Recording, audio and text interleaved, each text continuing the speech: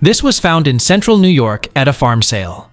Other than that, I have no clue as to what it is or what it was used for. Around 14 inches tall and 12 inches wide. I'm not the owner, I'm just trying to help him figure out what it is. Someone thought it could be for violins, or maybe for castration to keep the bleeding at a minimum. Does anybody know what it is? It's a 1920s skinning pliers, used to skin cattle after slaughter.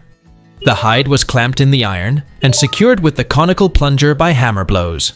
Using the handles and considerable force, the skin was then removed. This process was assisted by a second person with a hide peening hammer.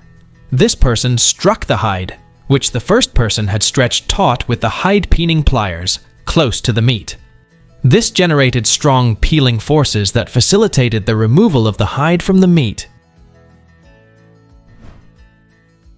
What is this thing about 5.5 inches tall? I have had this for years. It's made of metal and has the letters BB on it. It has a hinge on it, and the top part flips up. Does anyone know what it's supposed to be used for? It's a Victorian downspout bracket, designed to secure downspouts to masonry walls on 19th century buildings. Each bracket was driven into the masonry joint, and the curled ends wrapped around the pipe to hold it secure. And usually, a little copper wire holds it closed.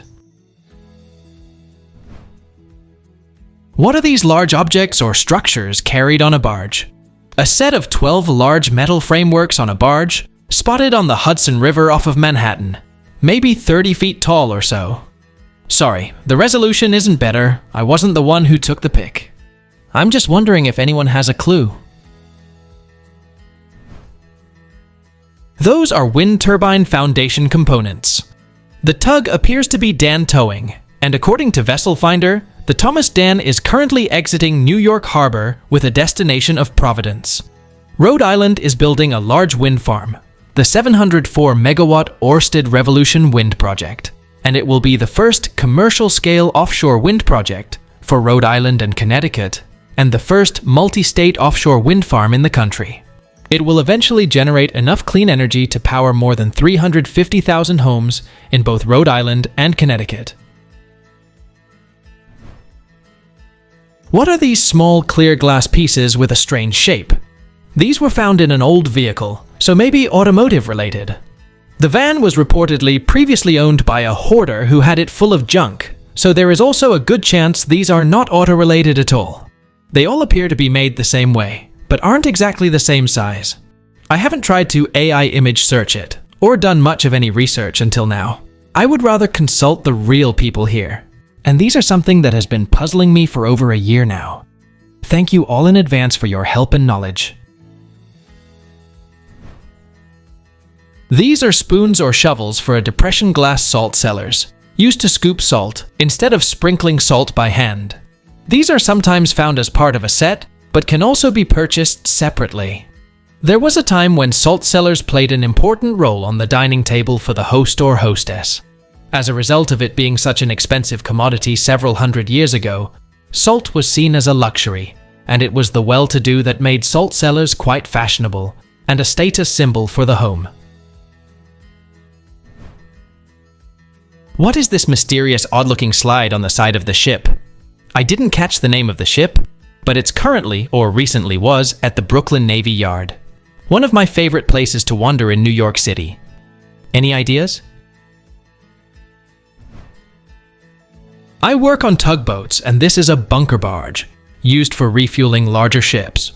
The ramp is where the Yokohama fenders are stowed. The fender is basically a rubber bumper that helps you to avoid trading paint with another vessel.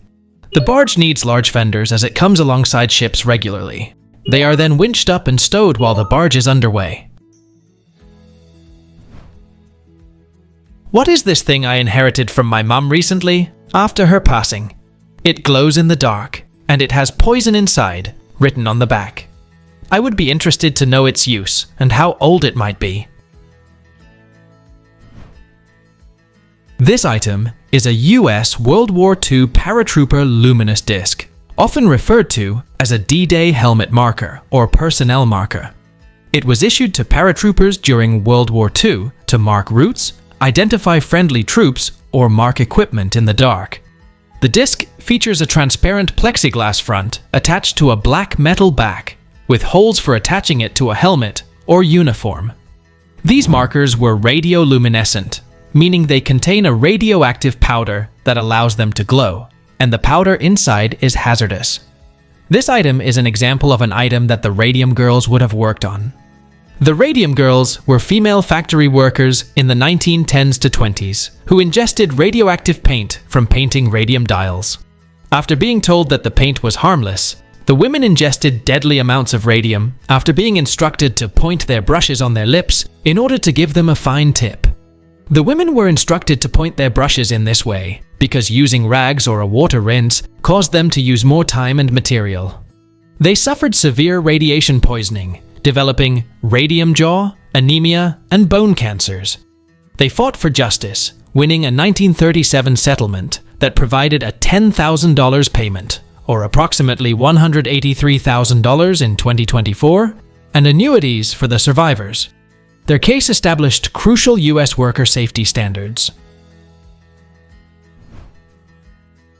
What is this thing I found along the roadside in New Mexico? It is approximately the size of a Morgan dollar. Forgive the paint on it. My 3-year-old thought it needed some color. We're not really sure what it is. Many thanks in advance. That's a rolled up trilobite. They're kinda like pill bugs. And that one is in lovely condition, free of any matrix. You can even see the eye lenses. Trilobites are an extinct group of armored marine arthropods that thrived in the Paleozoic era, approximately 521 to 251 million years ago, before dinosaurs and plants.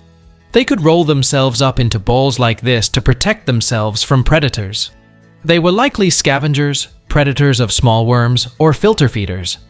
Those eye lenses are absolutely amazing. Trilobite eye lenses are made of calcite, a transparent mineral, providing wide vision. This is an incredible find. What is this wooden object attached above the sink in the kitchen? This was in my apartment when I moved in. The inside is open and there's no bottom. Google said it's a candle holder, but there is no place for a candle. Any help would be highly appreciated. That's a wall-mounted wooden scissors holder. I have one in my kitchen that looks exactly like this one. They were apparently popular in the 1950s to 70s. My mum insists on keeping hers to make sure the scissors are easily accessible. What is this strange contraption? I got it from a friend who collects things, and he also doesn't know.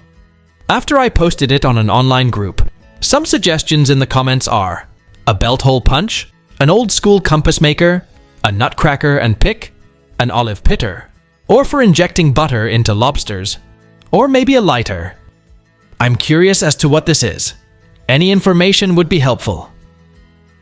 Please tell us down in the comments. Thanks for watching. Let's make life fun.